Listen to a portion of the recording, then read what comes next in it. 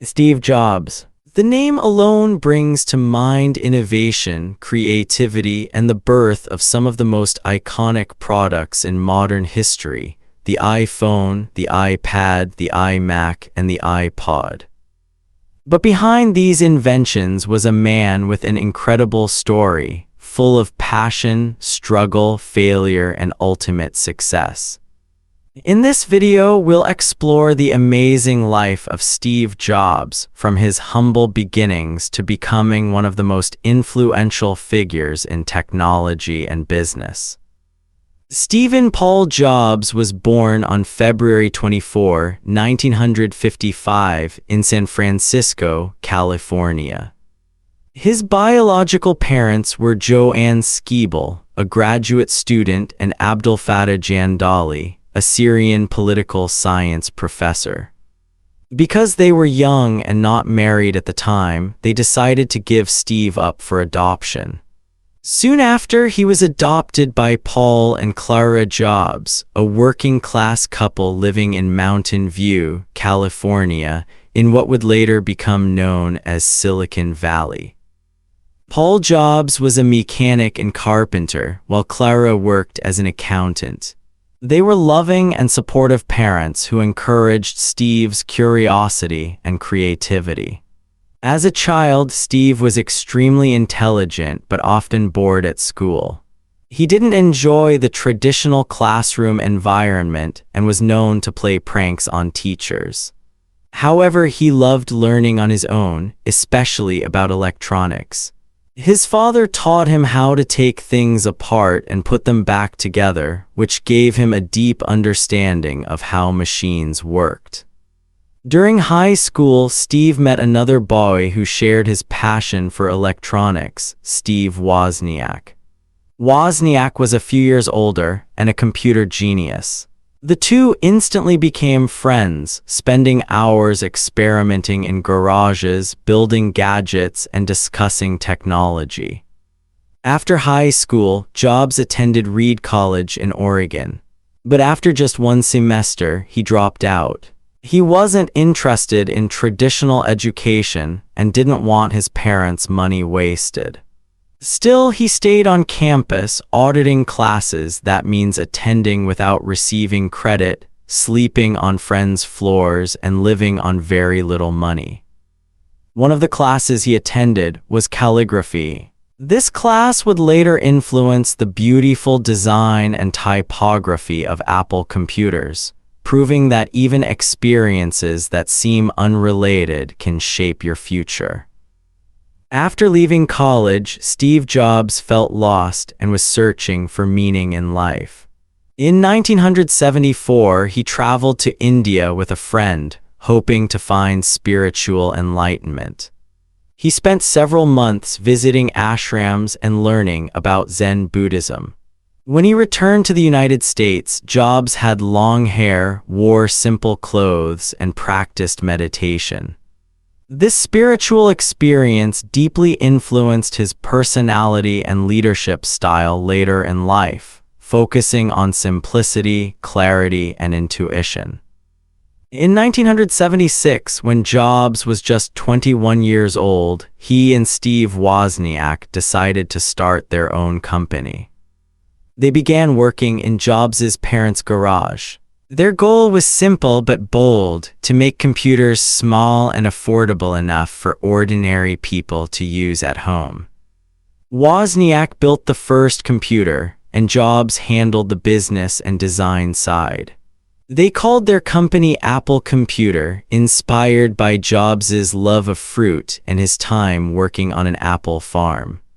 Their first product, the Apple I, was a simple computer built on a wooden case.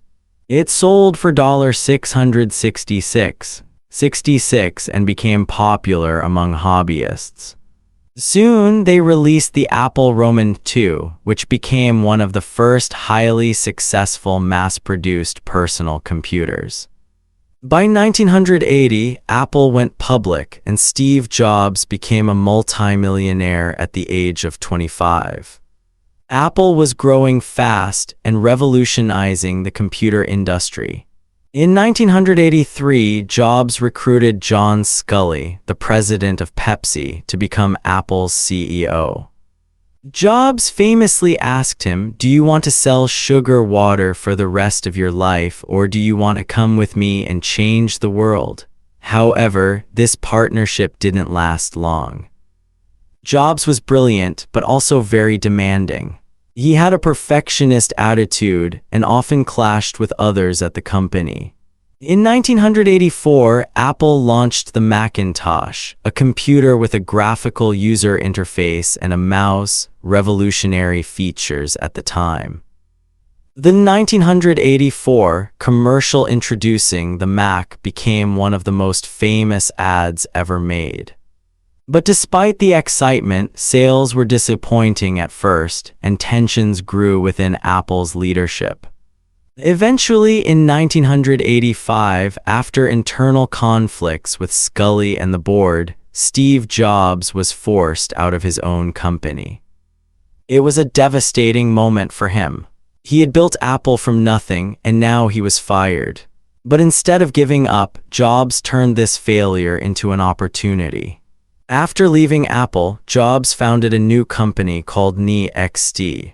NeXT focused on building powerful computers for universities and businesses. The products were advanced but expensive, and NeXT never achieved major commercial success. However, the NeXT operating system was beautifully designed and years ahead of its time. In fact, it would later become the foundation of Apple's Mac OS. Around the same time, Jobs bought a small computer graphics company from filmmaker George Lucas for $10 million. That company was called Pixar. At first, Pixar was focused on selling computer animation technology. But over time, the team, led by John Lasseter, began creating short animated films. Then, in 1995, Pixar released its first full-length movie, Toy Story. Toy Story was the world's first completely computer-animated film, and it was a massive success, both critically and financially. Pixar became a household name, and Jobs became a billionaire. Meanwhile, Apple was struggling. The company had lost its innovative edge and was losing money. In 1996, Apple decided to buy NeXT for $429 million, mainly to bring back Steve Jobs. By 1997, Jobs returned to Apple as CEO, and everything began to change. He simplified Apple's product line, focusing on design, quality, and user experience. He made bold decisions, cutting unnecessary projects and streamlining the company's operations. One of his first big moves was forming a partnership with Microsoft, surprising many people. This partnership provided financial stability and allowed Apple to survive while it reinvented itself. Under Jobs' leadership, Apple launched a series of revolutionary products that changed the world. The colorful and futuristic iMac was a massive hit. It combined style and technology, making computers exciting again. The iPod changed the way people listen to music. 1000 songs in your pocket became a cultural phenomenon. Alongside iTunes, it transformed the music industry. Perhaps Jobs' greatest creation, the iPhone, redefined the smartphone. It wasn't just a phone, it was a camera, a music player, and a small computer in your hand. The iPhone changed how we communicate, work, and live.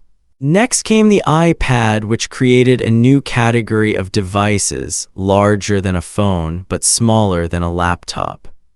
Jobs had an incredible sense of what people wanted, often before they even knew it themselves. He believed in simplicity, elegance, and user experience above everything else. His famous quote captures his philosophy perfectly: "Design is not just what it looks like and feels like. Design is how it works." Steve Jobs was known as a visionary, but also as a tough and sometimes harsh leader. He demanded excellence from everyone and pushed his employees to their limits. Many who worked with him described him as intense, emotional, and sometimes intimidating. But even those who found him difficult admitted that his passion was inspiring and contagious. Jobs believed in thinking differently. He wanted Apple to stand at the intersection of technology and the humanities, where art meets science. He once said, "The people who are crazy enough to think they can change the world are the ones who do." In 2003, Jobs was diagnosed with a rare form of pancreatic cancer. At first, he refused traditional medical treatment, trying alternative diets and therapies instead. For a while, it seemed he was recovering, but his health continued to decline over the years. Even while battling illness, Jobs continued to work tirelessly, introducing new products and inspiring millions. But by 2011, his health had worsened, and he resigned as Apple's CEO. On October 5, 2011, Steve Jobs passed away at the age of 56. The news shocked the world. Tributes poured in from people everywhere, from presidents and CEOs to everyday fans. Steve Jobs left behind an extraordinary legacy. His vision and creativity transformed multiple industries: computers, music, movies, and mobile phones. Apple became one of the most valuable companies in the world, and its products continue to influence how people live and connect. Jobs showed the world that technology could be beautiful, intuitive, and human. He believed in following your passion and never settling for less than excellence. His story is a reminder that success doesn't come without failure. He was fired from his own company, doubted by many, and faced personal and health challenges, yet he never gave up. Jobs once said in his famous Stanford University commencement speech in 2005, "Your time is limited, so don't waste it living someone else's life." Have the courage to follow your heart and intuition. They somehow already know what you truly want to become. These words continue to inspire millions around the world. Steve Jobs was more than just a businessman or a tech innovator. He was a dreamer, a creator, and a storyteller. He changed the way we interact with technology and, in doing so, changed the way we see the world. From a small garage in California to the global stage, his journey shows what can happen when passion meets purpose. Even though he's gone, his ideas live on in every iPhone, every Mac, every Pixar movie, and every dreamer who believes they can change the world. Steve Jobs once said, "Stay hungry, stay foolish," and that perhaps is the best advice he ever gave.